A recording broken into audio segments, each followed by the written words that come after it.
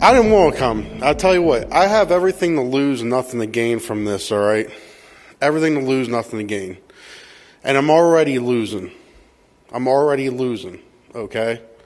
So for me to come here, it was a big step. And for me to come here, it was just more so I had to put myself to the side and I have to worry about everyone else. Because I believe everyone else in America should know, all right? I served some time, had some charges. You guys want to run with it, you can run with it. But this is what the real story is. The story is what we're here for today, all right? I drive tractor trailer for U.S. Postal Service, subcontractor. I drive a route transporting mail from Lancaster, Pennsylvania to Bethpage, New York to Harrisburg, Pennsylvania, and back to Lancaster. On October 21st, when I arrived for my usual route in Bethpage, New York, an expediter made 3 references to ballots that were to be loaded into my trailer. In total, I saw 24 Gaylords, or large cardboard containers of ballots loaded into my trailer. These Gaylords contain plastic trays, I call them totes, but trays will work, of ballots stacked on top of each other. All the envelopes were the same size. I could see the envelopes had handwritten return addresses. At Bethpage, I was first loaded with 2 tall Gaylords bound for Lancaster. These Gaylords were loaded first because they would be the last off my trailer. The remainder of the truck was loaded with complete ballots bounded for Harrisburg. I then drove to Harrisburg with the ballots. Usually I offload in one of the 7 docks every day, but not on October 21st. I wasn't allowed to offload. That's different. Whenever I pull into Harrisburg, I go around and I get my dock and I get unloaded and then I roll out. Not that day, all right? Not that day. Instead, I was made to wait for roughly 6 hours in the yard, from 9:15 a.m. to 3 p.m. This really ticked me off, all right? Because my brother was in town. He just moved back up, and I wanted to spend some time with him. I tried to get the attention of postal workers, but no one would tell me what's going on. All of this was weird. I arrived at about the same time every day. The expediter scans all my seals and barcodes, and they unload me. But from the time I first arrived in Harrisburg from Bethpage, everything got weird. None of that happened. After waiting 6 hours, I went inside to figure out what's going on. I was told to wait for the transportation supervisor. This was also weird. 16 months I've been doing this. I haven't ever talked to the transportation supervisor for the United States Postal Service. I talk to an expediter. I come in, I see an expediter, that's who I deal with. If I have an issue, it's the expediter. I don't deal with anyone else but the expediter. I never talk to the United States Postal Service's transportation supervisor. Let's make that clear. I have my own transportation supervisor for the company that I work for. He's the one that gives me the details. He's the one that I listen to. I don't listen to this guy. He's the guy that would contact my boss if he needed something ran different. I've never spoken with this transportation supervisor from the United States Postal Service. They don't speak to people like me. They told me to drive to Lancaster without being unloaded in Harrisburg. This made no sense to me. I knew the ballots were loaded for Harrisburg, and that if I was to go to Lancaster, they would have to off-unload my ballot or those pallets in Lancaster to take off Lancaster stuff, to put the ballots back on the trailer, to send it back to Harrisburg. Doesn't make no sense. Whenever I go to a place, I'll get a ticket. I'll get a ticket, a slip, whatever you want to call it. It's the date, time that I'm supposed to be there. It'll have my trailer number on it. It'll have how much I'm loaded. It'll have the seal number. It has my name. It'll have who was the expediter. And then because I was there for 6 hours, I wanted my late slip too, because I wanted to be paid for sitting in that yard for 6 hours.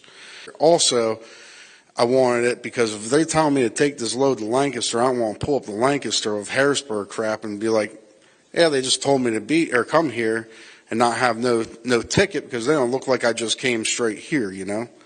A ticket is always provided to a driver when they arrive at a United States Postal Service facility that proves you were there. The transportation supervisor refused to give me a ticket and told me to leave. I then demanded he give me a late slip, since I wanted to get paid for the time I was sitting there, waiting for them to offload me. He refused to give me that too. He was kind of rude and wouldn't explain anything to me. He just told me to go to Lancaster. I then drove to Lancaster, unhooked my trailer in its normal place, and then drove my truck to where I always park it, in a nearby lot, and then I went home. The next day, it just got weirder.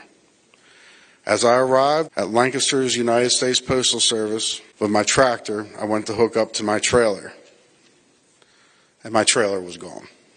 Not there no more. What happened on October 21st was a series of unusual events that cannot be a coincidence. I know I saw ballots with return addresses filled out, thousands of them, thousands, loaded onto my trailer in New York and headed for Pennsylvania. At first, I didn't think it was a big deal. In fact, I thought it was really awesome. I really did. I was like, sweet, I'm doing something for the presidential race, you know, this is cool. But as things became weirder, I got to thinking and wondered why I was driving complete ballots from New York to Pennsylvania. I didn't know why, so I decided to speak up. And that's what I'm doing today. Thank you. Jesse has been put through the ringer.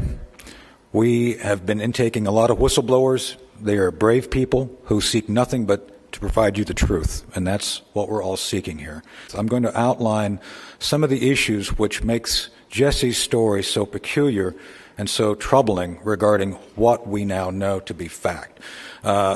Jesse's one of those unsung, invisible heroes who works in the dead of the night that makes our lives better. As he said, he has nothing to gain here, but everything to lose. And that's why it's important that we listen to him. So the first question we should all ask is, where's Jesse's trailer? Where is it? Where'd it go? What was the route it took after it left? I think it's a reasonable question, one that I think any reasonable American who's curious about 24 pallets of ballots, where they went. So just so you all understand what we're talking about, depending on the density, depending on the trays, and again, this leads back to Greg's story, seeing these ballots showing up in the counting rooms in the middle of the night. That's the pointy end of the spear. We trace it back through all you. Other investigations that are now ongoing with our field elements are developing the next set of leads. It doesn't stop at Bethpage. It only begins there. And as Phil said, all investigations start with questions. We have additional questions we're now going to answer. But to the point of this, 24 Gaylords full of these things, not mailed like they normally would be. And let me make this very clear. The Bethpage Center is not a place where you can frank or process mail. It's a bulk mail center. You don't take in little pieces of mail and put them into big bundles. These things were bundled. They were on trays. They were processed. They were curated, if you will. These were ready to be counted. That's what makes this so important. So depending on the density of these things, it could be 144 to over to 250,000 ballots. Let me tell you a little secret. Part of our developing investigation indicates that Jesse wasn't alone. There was a number, as in like a bunch of different trucks, which engaged in this. So when you think about the magnitude of potential votes showing up the night of the election after midnight, you have to have an artifact. So if you eliminate the impossible, With all things being equal, whatever remains must be the truth. The truth is, ballots showed up. They were counted. They do not match necessarily the records of who should have voted. In some instances, the stats don't add up. And we continue to analyze that. But with that said, I believe, beyond a shadow of a doubt, we have evidence of a massive transfer of completed, curated ballots ready to be injected into counting centers.